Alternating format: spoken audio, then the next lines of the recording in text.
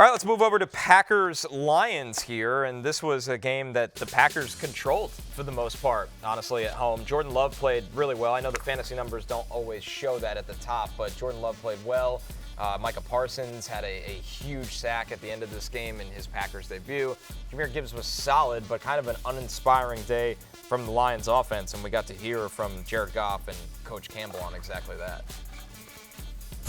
I think really we just never, if you're talking about the 60 minutes of offensive football, we really never got in a rhythm. You know, we did for a couple of drives, man, where we got it down there and then we didn't finish. You know, we weren't able to finish with 7. We had to settle for 3, then we have an interception.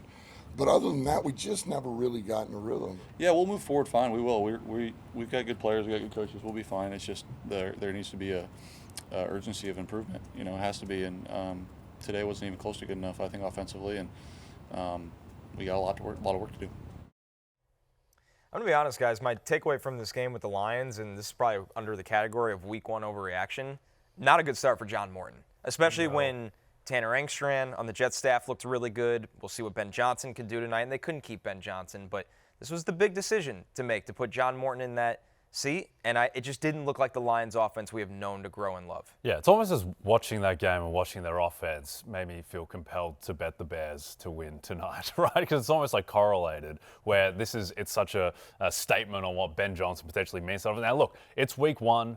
So just in general, you need to diminish at least, like the emotional reaction is that week 1 is going to be what you're going to see every week. They will get better. They have too much talent to really fail. But I think it's a red flag, Matthew, particularly that they couldn't run the ball at all. That's been the identity of this team. Gibbs and Montgomery combined to average 2.2 yards per carry. I mean, like 11 for 25 on Monty. Gibbs 9 for 19. Like, you know, they did 20 rushing attempts, you know, and had under 45 yards. You know, and so it was brutal. And then the other thing is just about how impressive this Packers defense was, or how uninspiring this Lions offense was, and it's kind of a little bit of both. I thought this stat line was the most telling. Jahmyr Gibbs caught 10 balls for 31 yards. Yeah, like, do you know how hard it is to catch 10 balls? If you're Jahmyr Gibbs, like, and you've got that kind of speed in the open field, right, and that kind of ability to catch 10 different balls and only get 31 yards? Yeah, like, that's one of the most insane stat lines I've ever seen, especially given the player involved. Yeah, I think that, like, rose-tinted glasses, you'd say, okay, week 1, new system is going to be growing pains, and there's a chance, Connor, like, the Packers could have the best defense in football. Like, that's on the cards. Like, that defensive line, Rashawn Gary looked awesome. Lucas Van Ness, that's the best that he has ever looked. I totally agree. Devontae Wyatt was great. Oh, you have Micah Parsons, who's still ramping up. Edgerrin Cooper might be one of the 3-4 best linebackers in the league. Like, you have Fred one of the Warner best safeties. came from him. Yeah, like, so this defense, like, the corners aren't great, but it doesn't really matter that much if everyone else is absolutely amazing. So they're getting home and you don't have time to throw. Right. Like, it doesn't matter what they're doing on Especially there. With Goff, that isn't going to escape a lot of those. Yeah. So, Mike, it's a Victory Monday, so I'm wearing, obviously, 5. But we play the Commanders. We play the Packers on Thursday night. We're at Green Bay. That's the Thursday night game. I am worried. The weird part is, so I'm nervous about the Lions offense. I agree with you. I think you clearly missed both coordinators, right? You clearly saw that Ben Johnson and Aaron Glenn both very missed on the Detroit side of the ball. But the only thing I'll say here is that I don't know what you do about it fantasy-wise. Like, you're not getting rid of Amon-Ra St. Brown or either the running backs or Laporta. Laporta had a solid game, 6 for 79 here as well.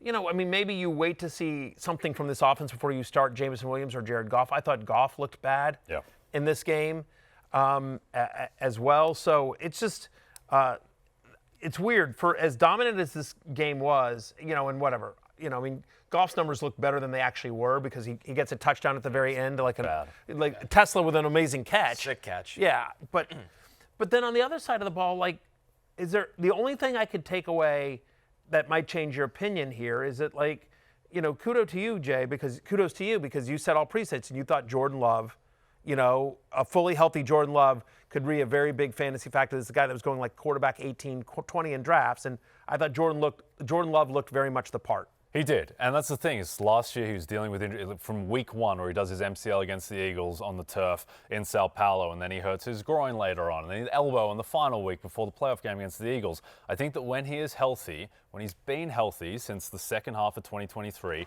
he has played at an MVP level. He's been hyper efficient, and the thing that he does, Connor, is that he generates explosives through the air. He takes shots down the field, and so for fantasy purposes, it's just like, what do we do with all these receivers? Because there's so many of them. To me, the most interesting guy is still Matthew Golden, who wasn't out there a ton, but he is the guy who I most want, just he has the most scope to expand. Yeah, to me, it's ironically still Tucker Kraft. Sure.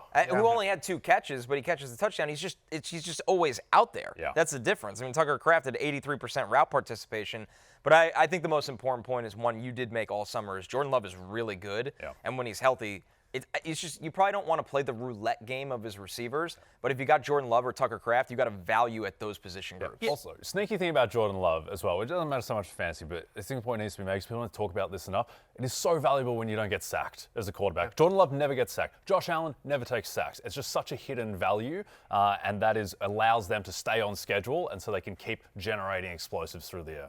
Two last things, then we'll move on. But to your point, I don't want to play roulette with these wide receivers. Matthew Golden, a 9% target share, just a 57% route participation for the first-round pick. That was shocking. Jaden Reed, I thought he was walking around on 1 foot, but Jaden Reed, 22% target share, had a 52% route participation. Again, it is mix and match. They also were dominating this game, so they didn't need to throw that much.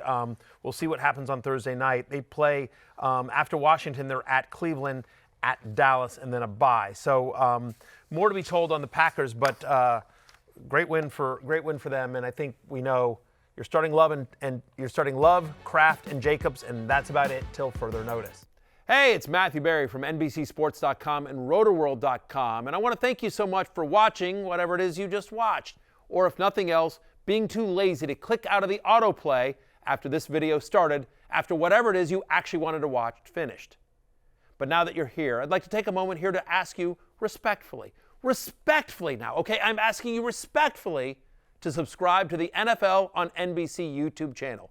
You'll get the latest Roto-World fantasy news headlines, all sorts of great shows, including my own Fantasy Football Happy Hour. So go subscribe now. Again, I'm asking respectfully.